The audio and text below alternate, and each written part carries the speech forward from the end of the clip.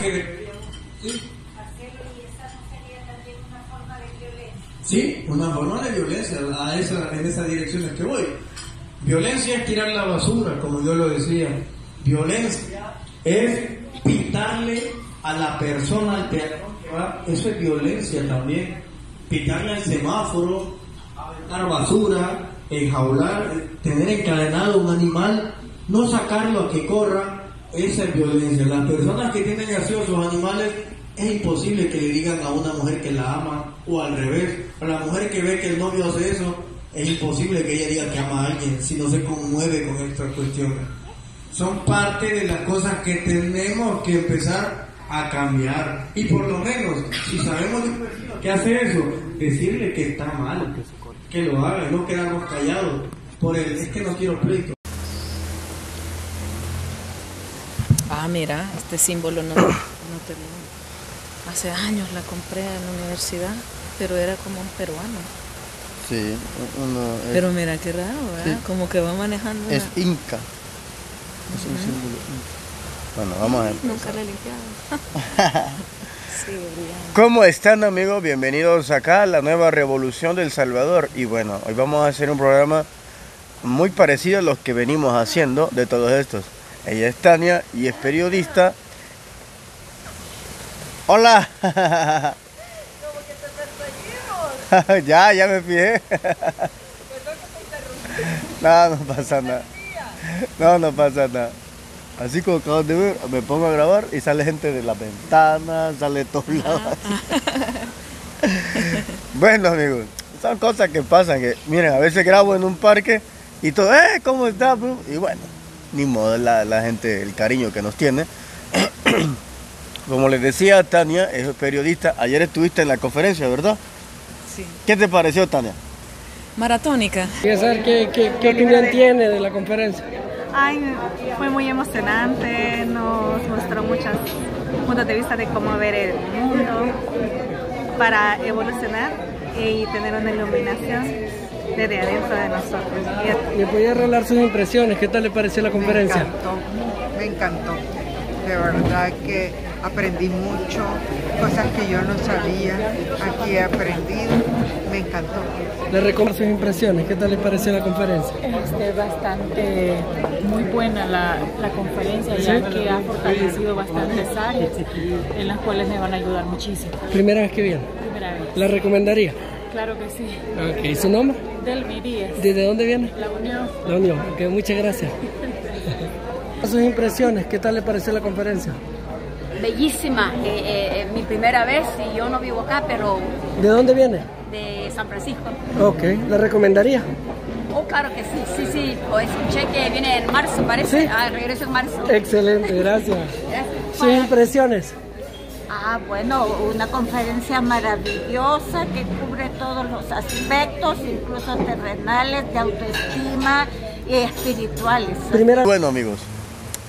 A Tania yo la conozco desde hace muchísimo tiempo, quizás unos 10 años, pero ella también trabaja en el Museo de la Palabra, que es muy poco conocido, porque yo siempre, como le acabo de decir a ella, pienso que los museos, los pequeños o grandes, deberían de abrirse más, deberían de ir a radios, que gente todavía la escucha, algunos canales de televisión, si les permiten, en redes sociales, porque los museos la verdad están entrando en una etapa de decadencia, pero no porque no tengan nada bueno que hacer, sino porque las nuevas generaciones ya no ven la televisión, ya no escuchan tanta radio, pero deberían de lanzarse más a las calles para acaparar unas personas, un sector de la demografía de El Salvador que busca muchas cosas que están en los museos, pero las buscamos en internet, porque no sabemos de los museos qué nos ofrece.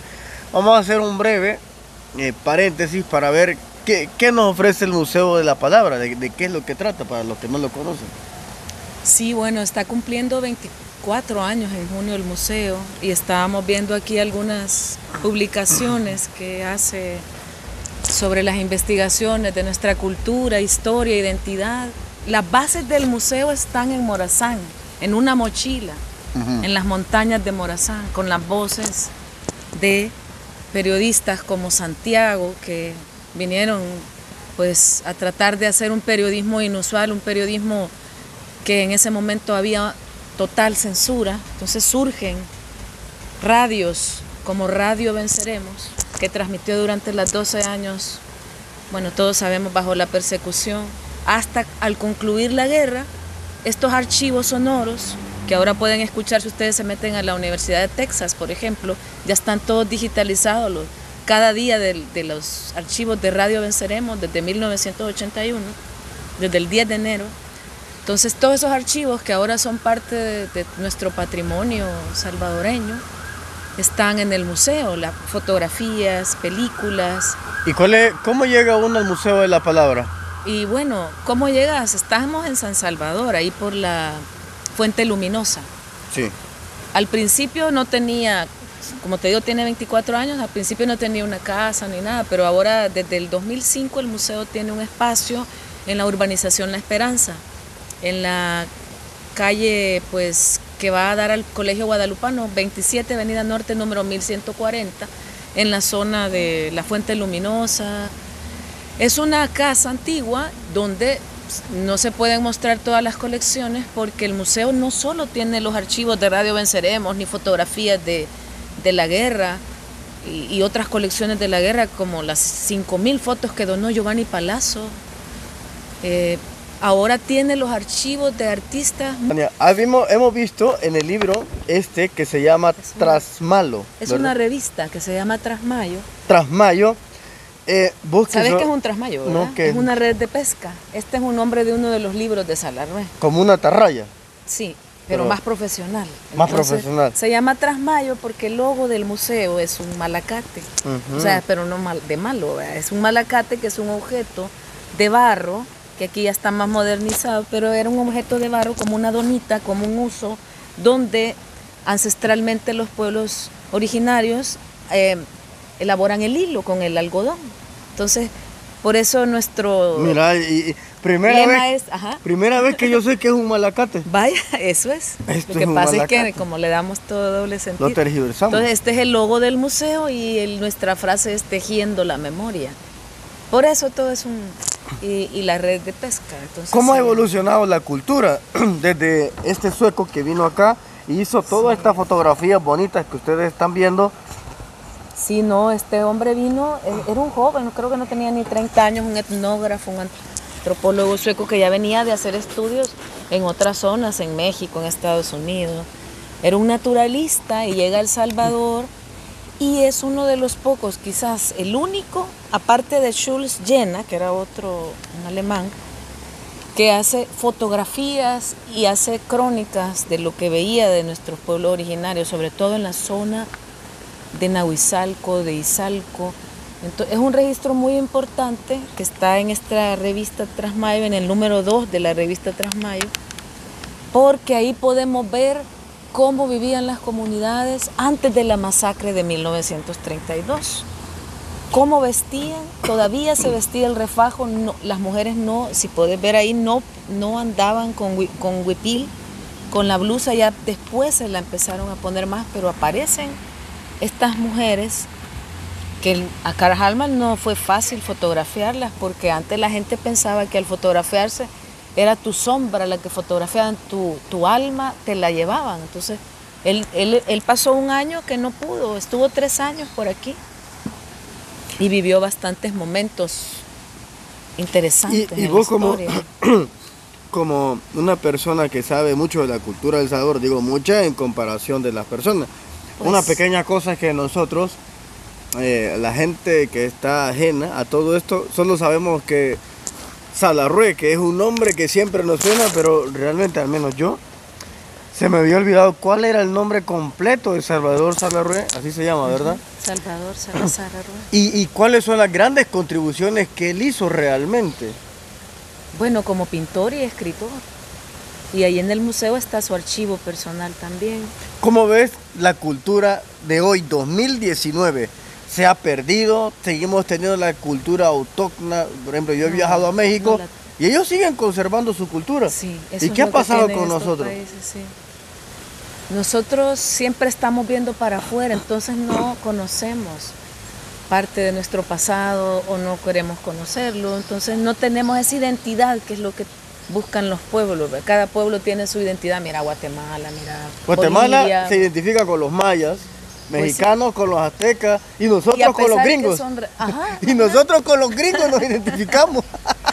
entonces, aquí en estas revistas que son aportes culturales del museo, que pueden adquirirse ahí, son muy valiosas porque, por ejemplo, esto no está en otro lado así tan definido. Hay muchas fotografías aquí en esta época, entonces están otros personajes de la historia, están otros sucesos, porque aquí está la otra revista de lo que pasó 30 años después a la llegada de Carl Hartmann, porque esto es un registro único y básico para conocer nuestras comunidades. Ya no podemos ver mujeres así, ya no podemos ver la vestimenta que ocupaban en ese momento, ya ni siquiera se hace el refajo acá. De hecho, fíjate que... Se está reactivando poco a poco la cultura. Fíjate que en esta foto que ven ustedes, la voy a poner medio acá, aquí, como ustedes pueden ver, las mujeres enseñan sus senos y sin brasier y una cosa más.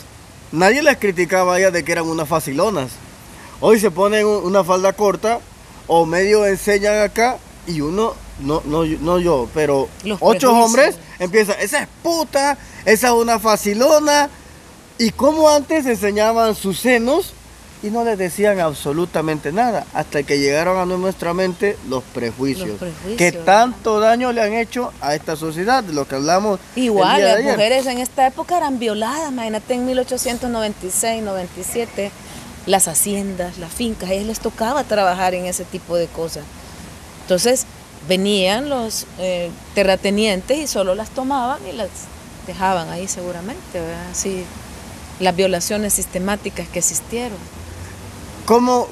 ¿Qué crees vos que debemos hacer como sociedad para reavivar y nuestra cultura, la de los salvadoreños? Porque hoy, te voy a dar un ejemplo, como te dije, los mexicanos se identifican con los aztecas, los guatemaltecos con los mayas, nosotros con los gringos y en el fútbol con los españoles. No sabemos realmente con quién identificarnos. Entonces, ¿qué crees que debería de hacer nosotros como sociedad salvadoreña para volver a sacar nuestra cultura? ¿Quiénes son los que van a jugar un papel importante en esto? Mira, la cultura no sé por qué en El Salvador. Sabemos que la tenemos, pero no nos acercamos a conocerla. No vamos a leer un libro, no vamos a... Hay herramientas que podemos ocupar en el internet para buscar. Esto está ahí en línea, por ejemplo. La revista está en línea o la pueden llegar a adquirir al museo. Pero sabemos, pero no nos importa realmente. Entonces es de volver a retomar, de volver a creer en nosotros, en nuestro amado Cuscatlán, nuestro collar de precioso, ¿verdad? Que eso quería decir nuestro lugar, porque aquí no... Bueno, nos identificamos con qué, vamos a decir, con los mayas, los aztecas. Carl Hartmann pensaba que eran los aztecas, aquí él habla sí, de... yo veo que es un sueco que sí. dice, estos son los aztecas, porque ni siquiera la misma... Reconocimiento etnográfico de los aztecas. Lo que pasa es que aquí venimos los náhuatl pipiles, ¿verdad? Venimos de los náhuatl, aquí ya no es el náhuatl como en México, sino que es el náhuatl, pero en una zona. Entonces habían otras zonas que todavía... Los petrograbados, por ejemplo, no conocemos que allá en Huija o en otros lugares hay unas grandes piedras con señales, hay dibujos de hecho, muy imagínate, antiguos. él que vivió 3 años aquí y en 3 años no identificó que no éramos aztecas, que aztecas eran los mexicanos, sino que teníamos descendencia maya, ¿verdad? De las dos, porque acordate que hay ciertas épocas, ¿verdad? Pero... él creía de que sí, y sí, o sea, los náhuatl pipiles le llamamos acá. Los mayas náhuatl. No, los mayas son otra cosa. No, pero es que yo los he visto que estaban incrustados aquí. Sí, pero habían varios, ¿verdad? Hay diferentes periodos o sea, no soy tan experta en arqueología, pero hay diferentes periodos. Por ejemplo, Joya de Serén fue muy antiguo, la gran catástrofe que pasó ahí. ¿Verdad? Que hicieron erupciones los volcanes, luego la gente habitó de nuevo y quedó soterrada las personas ahí. Entonces es un lugar único aquí que nadie va. Yo el otro día fui hace un par de tiempos, escribí sobre eso y casi no había nadie, entonces me pareció extraño que esperemos que ahora la gente vaya más a estos sitios. Que se sepa más ¿verdad? arqueológicos, porque están muy abandonados, la verdad.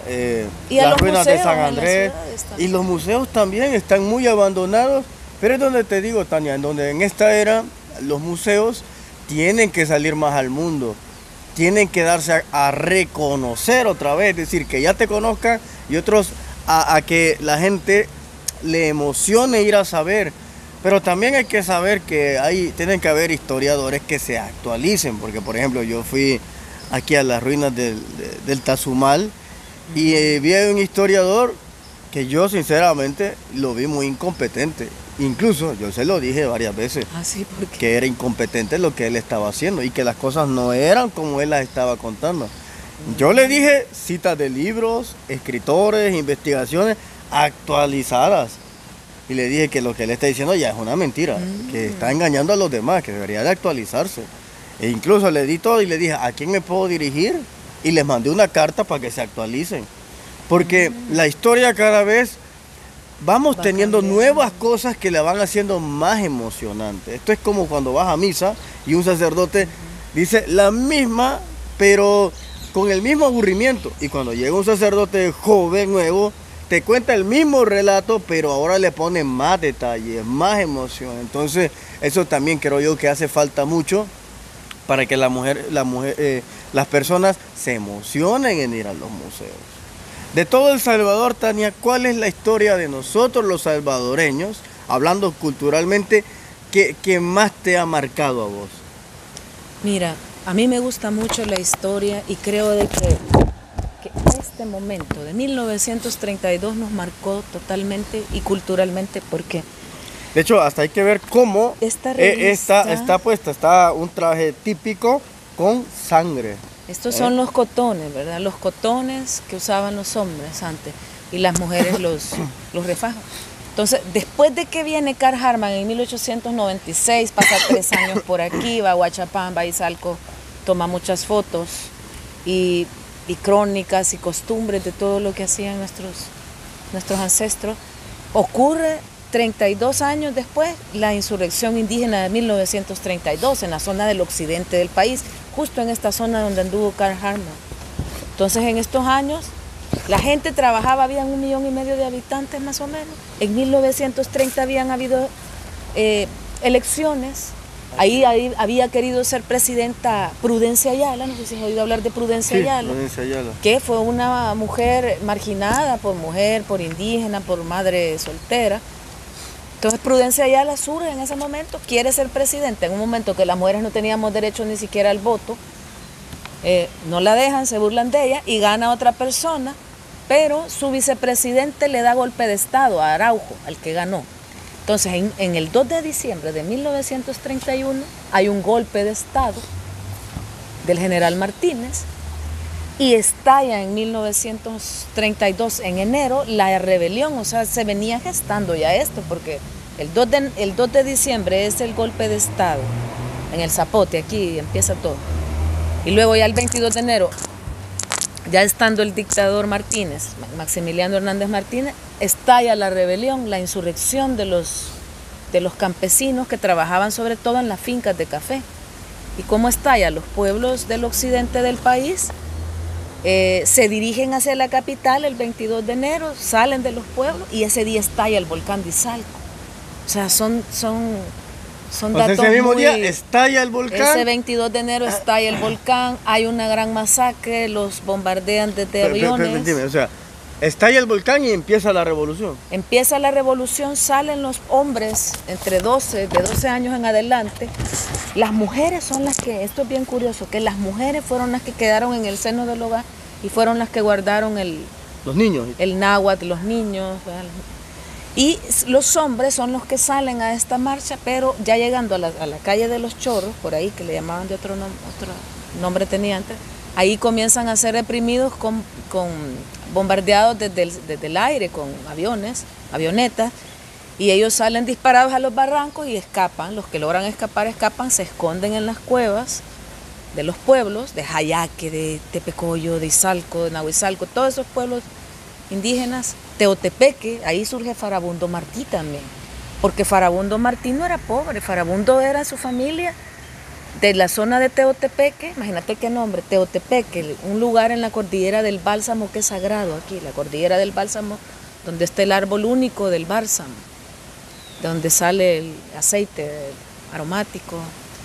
Entonces, esta zona, este personaje Farabundo Martí surge en Teotepeque, ayuda a las poblaciones, él ya había dejado de estudiar derecho, o sea, él era una persona que dejó todo para poder saber qué era ser pobre, qué era ser obrero, qué era ser jornalero. Vamos a hablar un tema de Farabundo Martí en especial. Entonces luego surge por otro lado Miguel Mármol, que es otro revolucionario, que el museo hizo un cómic de Miguel Mármol, gracias a Dani Fano, un artista del cómic. Entonces tenemos un libro que es una historieta, la primera historieta sobre un personaje político en El Salvador. Entonces surge Miguel Mármol, que era de Ilopango, surge Farabundo Martí, y fundan en 1930 el Partido Comunista. Pero a ellos dos los capturan, a Miguel Mármol lo fusilan, escapa de los fusilamientos entre los muertos, y él muere después, hasta en los años 90, pero Miguel Mármol y Farabundo Martí realizan luchas en aquel momento para acompañar a estas personas. Mucha gente pidieron ayuda al Socorro Rojo, pero no les contestaron. Estas personas tenían piochas, palos, y al hacer la revolución, comienzan, después de ese camino que te digo, que venían para Los Chorros, comienzan a bajar de San Salvador las tropas hacia los pueblos para empezar a peinar los pueblos y empezar a hacer las matanzas. Llegó un momento que les decían, les vamos a dar un carnet para decir que no han sido comunistas, que no han estado en el comunismo, y vengan al pueblo. Entonces les vamos a dar este carnet, y ya cuando estaban allá en el pueblo, pasaba esto. Los mataban. Les dijeron, vengan, bajen, y salen estas matanzas que ustedes están viendo acá. Son imágenes muy crudas, las que ustedes pueden ver acá de nuestros campesinos. Entre 10.000 y 30.000, y ellos no han tenido justicia. ¿Ellos qué era lo que pedían? Ellos querían mejores condiciones de vida, educación, tierra, porque la tierra es algo muy importante para los pueblos indígenas. Entonces es una conexión que se fueron despojados ellos desde los años, desde la colonia, pues, pero en 1882 fue definitivamente despojada las poblaciones. Entonces tuvieron que quedarse a vivir ahí obligados como colonos, sin recibir sueldo. Espérame, esta imagen es muy simbólica. La religión que un sacerdote, el gobierno y el pueblo. Este es Francisco Sánchez, por ejemplo. Francisco Sánchez fue uno de los líderes indígenas de Huayúa. Aquí está la foto de Francisco Sánchez. Aquí muy simbólico. Antes de ser fusilado. El gobierno y el pueblo rodeado. Antes de ser fusilado, aquí está Francisco Sánchez, que era como un líder indígena, como un príncipe también indígena. Y aquí está justo en el parque de Huayúa. Entonces estas fotografías, la persona que tomó estas fotografías tiene mucho poder, está en el archivo de la nación ahí empolvados, olvidados casi. Entonces, estas fotos son en el parque de Huayúa, justo cuando estaban a punto de fusilar enfrente del pueblo, para demostrar que él quisiera eso, el poder del gobierno. Ya en este día tenían 3 días de haberse tomado el Partido Comunista el pueblo, pero lo llegaron ahí a masacrar, pues, a fusilar enfrente del pueblo. Entonces, si ves las fotos de la gente, la vestimenta de las personas, la estamos viendo acá. Atrás se ven algunos campesinos, pero la mayoría de gente que se ve ahí es la gente opulenta, la gente seguramente terratenientes, gente hacendados de estos pueblos que eran ricos el café en ese momento en el país era el número 1 de nuestra economía, y el café era en el mundo. El café de El Salvador también uno de los más exquisitos y más recomendados del mundo.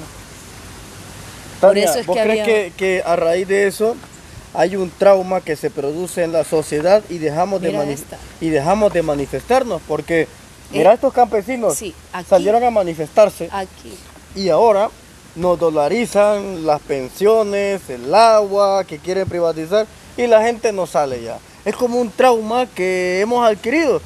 Y lo vimos el ejemplo del 32, se levantaron y los mataron. Y la gente quedó chiviada, con miedo. Ahora, que tenemos libertad de hacerlo, no lo hacemos. Pareciera que hay un trauma de no querer salir a manifestarse. A partir de este momento, hubieron matanzas sistemáticas en los pueblos, en los cantones.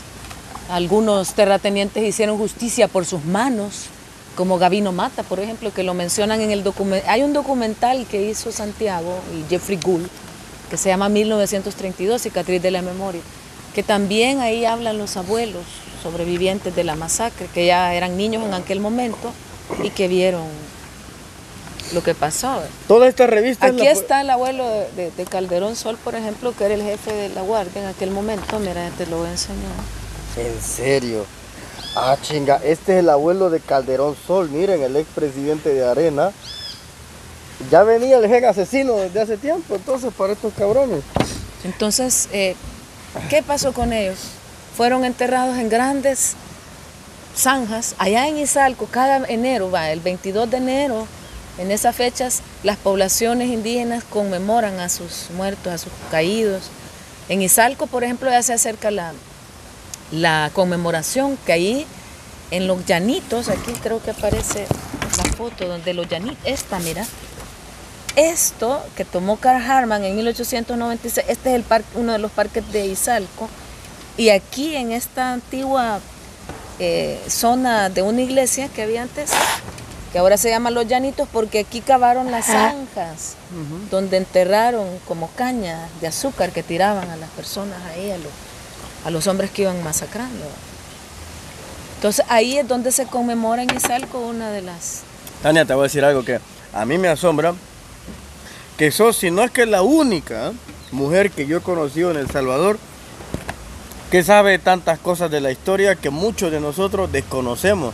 De hecho, te lo voy a decir, vos estás como para salir en muchos canales de televisión que te entrevisten de la cultura, pero desafortunadamente los canales de televisión han bajado tanto al piso y que tienen analistas como los que salen en Canal 21, en el 12, que no aportan nada más que veneno y son muy tóxicos, cuando hay personas como Tania Primavera, que es una periodista, que tiene mucho que decirlo. Es la primera vez, y yo debo de reconocerlo, que es la primera vez que me ha emocionado tanto saber y querer escuchar de la historia de nuestro país, porque tenemos historia. Hay tantas historias, hay tantos personajes que aquí que que sacar a la luz. Y vos sos columnista de diario.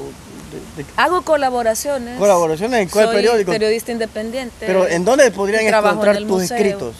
En Contrapunto, en Diario 1, colaboro también, en Colatino. En Colatino, el Diario 1, Contrapunto. Ahí ustedes pueden encontrar las columnas de Tania, y si no, bueno, también pueden buscarlas si quieren en redes sociales. En el museo. Y en el Museo de la Palabra. Ahí pregunten, ¿dónde está la historiadora Tania? Y ahí va a salir Tania. Los va a atender y pueden adquirir revistas como esta que ella me ha proporcionado y las voy a leer. Están bien ricas en imágenes. Está impresionante, la verdad. Estas son, sí, cada revista tiene datos. Hay otras ahí, pero estas te las traje porque sí son... Es impresionante. Así que, amigos, bueno, ahí está un poco para que usted sepa más de nuestra cultura. El Museo de la Palabra, ¿cuál es el número de ahí? 2564-7005. En este enero, febrero, marzo, en vez de ir a malgastar su dinero y su tiempo en Multiplaza, en la Gran Vía, en Metrocentro, vaya e invierta más que lo que hacen en centros comerciales, que invertir en ropa, invierta en su cerebro y vaya a aprender muchas cosas. Ahorita está la exposición de 1932, de Roque Dalton, perfecto, de Maya Salarrué, que hay pinturas únicas de un viaje etnográfico, de pinturas primitivas. Están las fotos de Monseñor Romero, cuando era un joven sacerdote, que las donó una señora, por 30 años tuvo esas fotos de Monseñor siendo un joven, recorriendo las cárceles, los pueblos, los caminos. Y bueno, ahí todo eso ustedes lo pueden... Y otras cosas ahí de la exposición de la guerra a la paz, toda una línea del tiempo con objetos originales. Entonces, están invitados. Perfecto. Y bueno, ahí hablamos más. Ahí estamos, amigos. Espero que les haya gustado este programa, que ha sido quizás uno de los mejores que yo he hecho en la historia de este canal. El hecho que usted tenga curiosidad de saber sus raíces. Yo escucho muchos que dicen, yo amo El Salvador, pero no saben nada de la historia de El Salvador. Yo todavía me siento bien ignorante realmente, porque hay mucho que descubrir. Imagínate nosotros, y lo digo porque yo he escuchado muchos que dicen, no, yo amo El Salvador, y no saben qué y por qué las razones de 1932, no saben la huelga de los brazos caídos, no saben de muchas cosas, pero aman El Salvador. Es como contradictorio, amar a alguien y no saber nada de él, ¿verdad? Bueno amigos, ahí dejamos este programa y espero que les haya gustado a todos ustedes. Ahí está. Espérate, hoy vamos a hacer un...